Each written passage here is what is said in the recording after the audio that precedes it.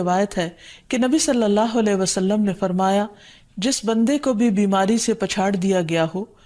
تو اللہ تعالیٰ اسے جب بیماری سے اٹھاتا ہے تو وہ پاک ہوتا ہے۔ تو یہ ایک حقیقت ہے کہ انسان کے گناہ اس کے لیے مشکلات کا سبب بنتے ہیں۔ امام ابن القیم الجوزیہ لکھتے ہیں، ان کی ایک مشہور کتاب ہے الداء والدواء، بیماریاں اور علاج، اس میں وہ کہتے ہیں کہ کوئی بھی گناہ ایسا نہیں کہ جس کے اثرات نہ ہوں۔ انسان سے چھوٹی یا بڑی جو بھی کوئی غلطی صادر ہوتی ہے، اس کے نتیجے میں کچھ نہ کچھ اثرات اس کی زندگی پر ضرور پڑتے ہیں۔ ہاں اگر اللہ تعالیٰ معاف کر دے تو وہ اور بات ہے، ورنہ ہر گناہ کی ایک تاثیر ہوتی ہے،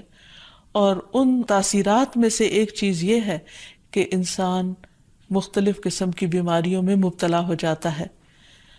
اسی لیے ہم دیکھتے ہیں کہ جب انسان بیماری میں مبتلا ہوتا ہے تو اللہ تعالیٰ اس بیماری کو اس کے گناہوں کا کفارہ بنا دیتے ہیں۔ جیسے حدیث میں آتا ہے کہ جس مسلمان کو کانٹا چبھے یا اس سے زیادہ کوئی تکلیف پہنچتی ہے تو اللہ تعالیٰ اس کے ذریعے اس کے گناہوں کو اس طرح دور کر دیتا ہے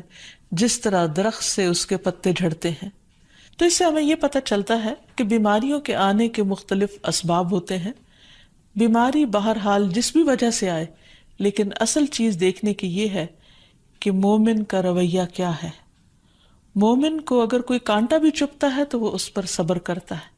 اس لیے بیماری یا تکلیف کے آنے پر انسان کو اللہ سے راضی رہنا چاہیے، شکوہ نہیں کرنا چاہیے، کیونکہ جو اللہ سے راضی ہو جاتا ہے کسی آزمائش پر، اللہ تعالیٰ بھی اس سے راضی ہو جاتا ہے۔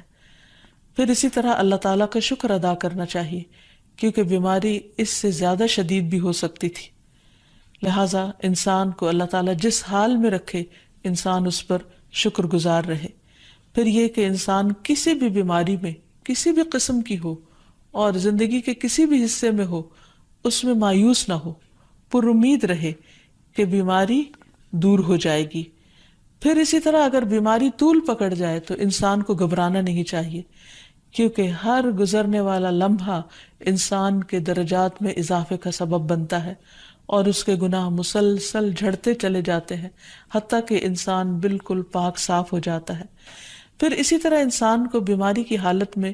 دوسروں سے شکوے شکایات نہیں کرنی چاہیے،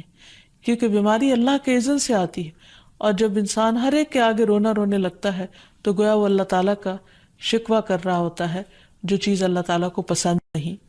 پھر اسی طرح منہ سے برے الفاظ نہیں نکالنے چاہیے، بیماریوں کو کوسنا نہیں چاہیے، اور پھر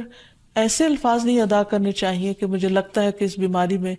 میری زندگی چلی جائے گی، یا یہ کہ کسی مریض کی عیادت کے لیے جا کر اس کو اس قسم کی بات نہیں کرنی چاہیے، خواہ کتنی ہی خطرناک بیماری کیوں نہ ہو، ہمیشہ اسے امید دلانے چاہیے، کیونکہ مایوسی کے الفاظ اور برے بھلے اور منفی قسم کی باتیں اللہ تعالیٰ کو پسند نہیں، اور انسان ویسے بھی جیسے سوچتا ہے پھر اس کے ایکشن اس کے مطابق ہونے لگتے ہیں۔ اب یہ ہے کہ انسان بیماری میں دوا ضرور کرے، کیونکہ حدیث میں آتا ہے کہ اللہ تعالیٰ نے کوئی بیماری ایسی نہیں اتاری جس کے لیے دوا نہ اتاری ہو۔ ہاں جسے معلوم ہو اسے معلوم ہوتا ہے، اور جسے نہیں معلوم ہوتا اسے نہیں معلوم ہوتا۔ بعض اوقات اللہ تعالیٰ ڈاکٹر کے دل میں ڈال دیتا ہے اور اس کا علاج اس کو سمجھ میں آ جاتا ہے، اور بعض اوقات وہ بیماری لا علاج ہوتی ہے، حالانکہ اس کا علاج موجود ہوتا ہے مگر کسی کو بھی علاج سمجھ میں نہیں آتا۔ بہرحال نوعیت کچھ بھی ہو تو علاج ضرور کراتے رہنا چاہیے، اور کبھی مایوس نہیں ہونا چاہیے کہ اس بیماری کا علاج ہو نہیں سکتا۔ نہیں، ایک کے بعد ایک کوشش انسان کرتا رہے، اور جب اللہ کا اذن ہوگا بیماری دور ہو جائے گی۔ اور اس کے ساتھ ساتھ انسان یہ بھی یقین رکھے کہ شفا اللہ کے ہاتھ میں ہے، کسی ڈاکٹر کے ہاتھ میں نہیں، کسی انسان کے ہاتھ میں نہیں، کیونکہ جب تک اللہ کا اذن نہ ہو شفا نہیں ہو سکتی، خواہ کوئی کتنا بھی بڑا ڈاکٹر کیوں نہ ہو۔ اسی لیے نبی صلی اللہ علیہ وسلم کی دعاؤں کے آخر میں آتا ہے کہ لا شفا الا شفاؤک، کوئی شفا نہیں مگر تیری ہی شفا، یعنی جو اللہ سبحانہ وتعالیٰ اپنے بندے کو شفا عطا کرے۔ پھر اسی طرح یہ ہے کہ حضرت ابراہیم علیہ السلام نے اللہ سبحانہ وتعالیٰ کے بارے میں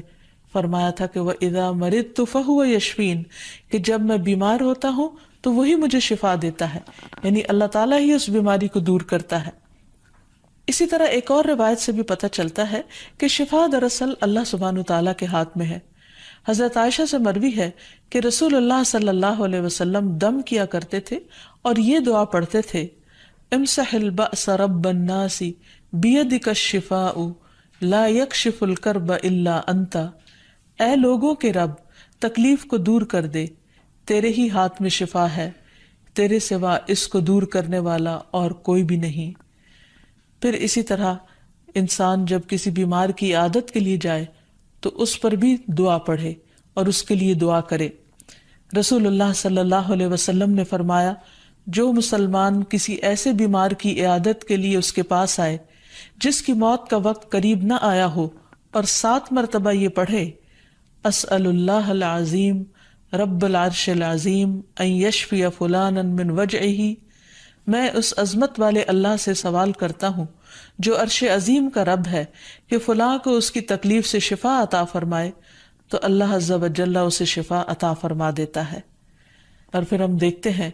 کہ تمام انبیاء اپنی بیماریوں میں، تکلیفوں میں اللہ تعالیٰ کو پکارتے تھے،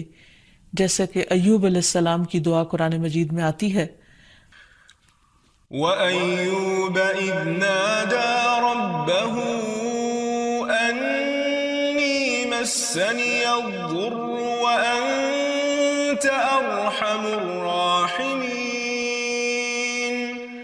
فَاسْتَجَبْنَا لَهُ فَكَشَفْنَا مَا بِهِ مِنْ ضُرٍّ وَآتَيْنَاهُ أَهْلَهُ وَمِثْلَهُمْ مَعَهُمْ رَحْمَةً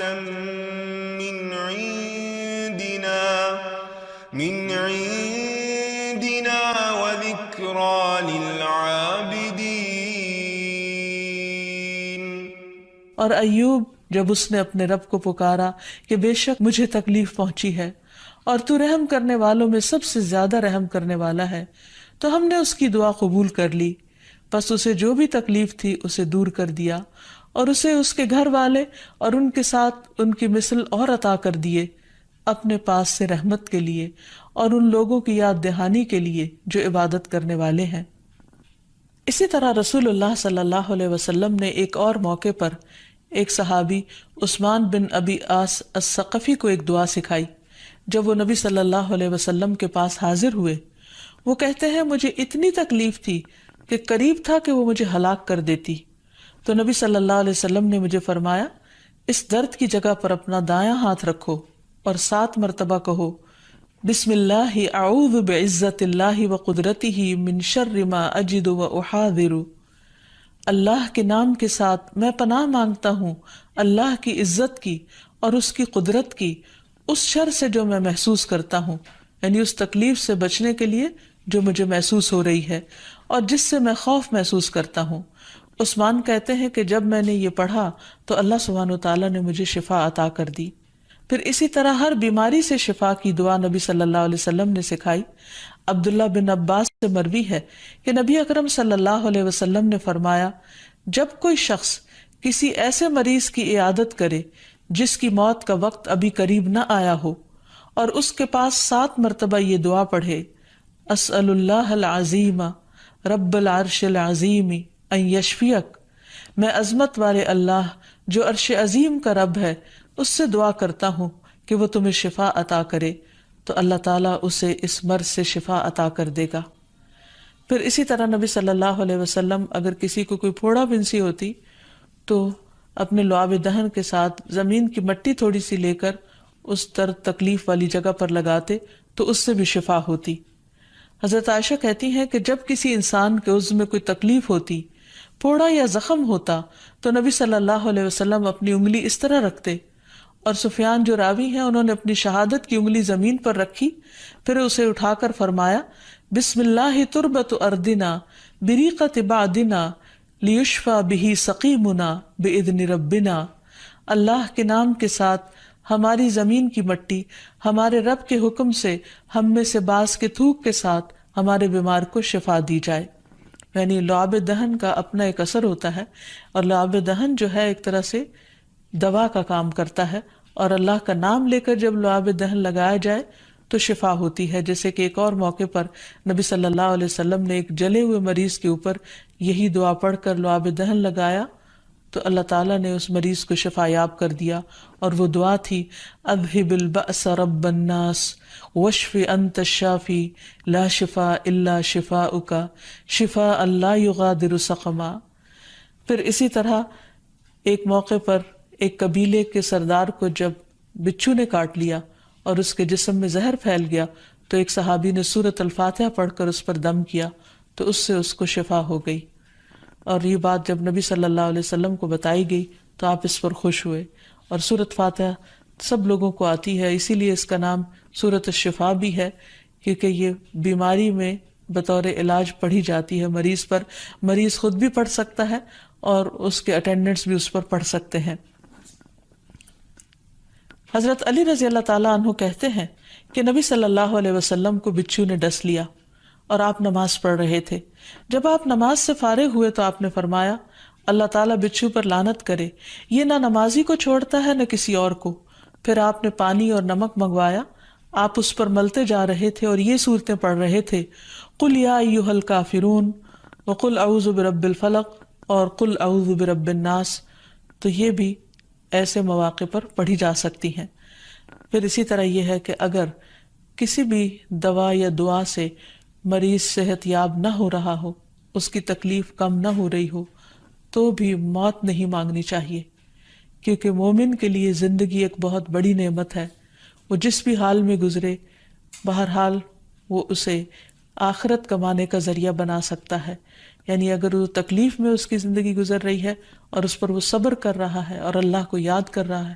تو اس کے بے پناہ درجات بلند ہونے کا ذریعہ ہے، یعنی یہ بیماری اس کے لیے بلندی درجات کا ذریعہ بن جاتی ہے۔ اس لیے کبھی بھی موت نہیں مانگنی چاہیے۔ ہاں اگر تکلیف حد سے بڑھ جائے تو انسان یہ دعا مانگ سکتا ہے اللہم احینی ما کانت الحیات خیرا لی وتوفنی اذا کانت الوفات خیرا لی، اے اللہ جب تک میرے لیے زندگی بہتر ہو مجھے زندہ رکھ، اور جب میرے لیے وفات بہتر ہو تو مجھے وفات دے دے۔ تو اللہ تعالیٰ سے دعا ہے کہ اللہ تعالیٰ تمام بیماروں کو صحت اور شفا عطا فرمائے اور ہمیں بیماری اور آزمائش کے موقع پر اپنی طرف رجوع کرنے کی توفیق دے، اور ہر طرح کے شرک اور ایسے کاموں سے بچائے جو اس کو ناراض کرنے والے ہیں۔